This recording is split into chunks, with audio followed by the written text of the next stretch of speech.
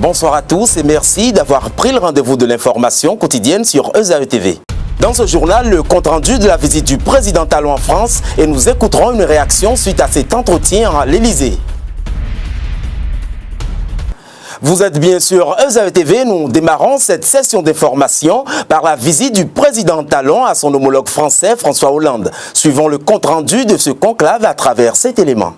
Patrice Talon a rencontré ce mardi son homologue François Hollande à l'Élysée. Le renforcement de la coopération entre les deux pays, la COP21, mais également le terrorisme étaient au menu des discussions. On peut retenir à l'issue de la conférence de presse conjointe d'une dizaine de minutes environ les réformes administratives, les questions de l'énergie et la sécurité. Le gouvernement a la responsabilité de sortir le peuple de la pauvreté. Et ce mot n'est pas fort pour le Bénin parce que c'est un pays de grande pauvreté. J'ai l'ambition, et j'aime bien le dire haut et fort, au thème de 5 années, de faire le miracle. Prier, de faire l'effort de relancer, de donner plus d'ambition à la coopération entre la France et le Bénin. D'autant que nous allons opérer des réformes politiques et administratives dans notre pays pour améliorer la gouvernance. Le président français a félicité le Bénin pour la qualité de l'élection présidentielle de mars 2016. Je lui ai renouvelé mes félicitations personnelles, politiques, pour son élection, qui a été à la fois claire par son résultat, mais transparente aussi par les conditions du scrutin. 20 jours après son élection à la tête de la République du Bénin, le compétiteur né tient à relever le défi du nouveau départ, le développement du Bénin. À présent, la revue de presse que nous propose Enoch Laradé.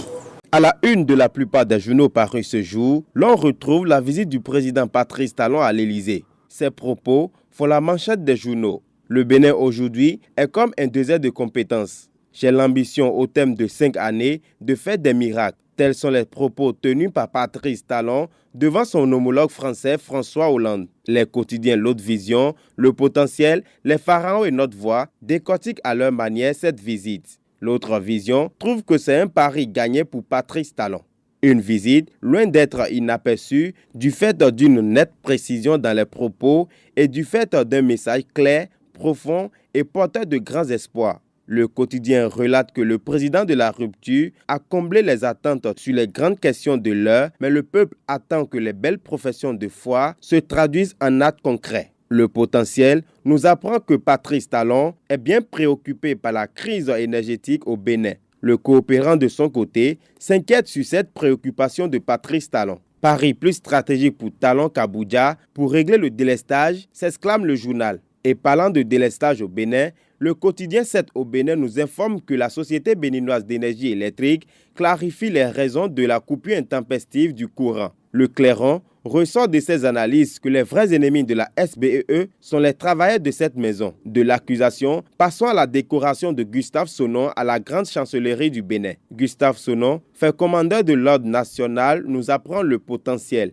Ils sont au total 7 anciens ministres de Boni Yayi à faire leur entrée dans le cercle de commandateurs de l'ordre national du Bénin. Celui-ci n'est pas décoré mais fait aussi la une des journaux. Un faux policier démasqué puis arrêté à Godomé hier. Ce dernier est un usurpateur et escroque les populations avec sa fausse tenue de police, nous apprend Info Sud. Joseph Rompati est un ancien journaliste de la télévision nationale, contrôleur principal de la classe exceptionnelle. Il se prononce sur les propos du président Talon au cours de sa dernière sortie. On l'écoute au micro d'Abdelkader Achirou. Nos comportements au quotidien donnent raison à ce que dit le président par rapport à la rareté des talents, par rapport à la rareté des compétences. Mais combien de fois vous avez vu on a fait Miss Mathématiques ici? Combien de fois vous avez vu on a sorti Miss Agriculture? Combien de fois vous avez vu on sort les compétences dans des domaines très peu élogieux? On prend même celui qui est compétent, on l'enquitine. On l'enquitine sérieusement. Même s'il y en a, les rares qu'il y en a, on les a déjà, on leur a appris à désapprendre. Si la compétence n'est pas arrosée, ça devient désert. Les informations de ce jour en dehors de nos frontières, c'est avec Milkard Laourou. Au nombre des événements qui ont marqué l'actualité à l'international ce jour, retrouvons le Togo qui célèbre les festivités de sa 56e anniversaire de l'accession à l'indépendance. À la veille de cette célébration prévue pour ce jour, 27 avril, Faure Gnassingbé s'est adressé à ses compatriotes. Dans son discours, le président togolais a abordé la question de la décentralisation et des élections locales qui défraient la chronique en ce moment. Du Togo, rendons-nous en Côte d'Ivoire où les Ivoiriens vont dire une dernière fois adieu à Papa Wemba ce mercredi soir. Pour la circonstance et compte tenu de la dimension de cet immense chanteur, la Côte d'Ivoire a décidé de lui rendre un dernier hommage au Palais de la Culture d'Abidjan. Le chanteur congolais, victime d'un malaise, s'est effondré sur scène dans la nuit de samedi à dimanche au Festival des musiques urbaines d'Anoumabo Femua. Au Mali, la 8e réunion du comité de suivi de l'accord d'Alger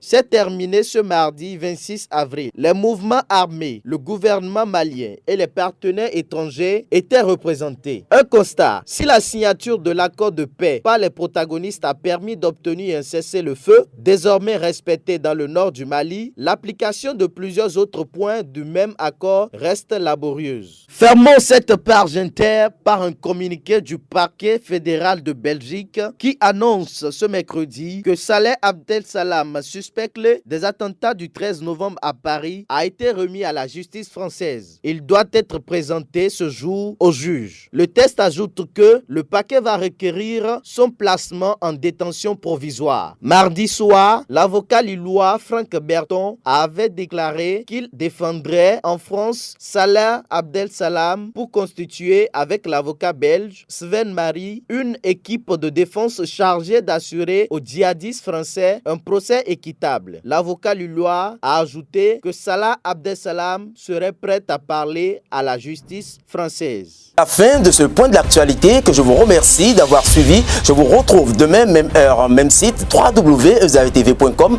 Portez-vous bien.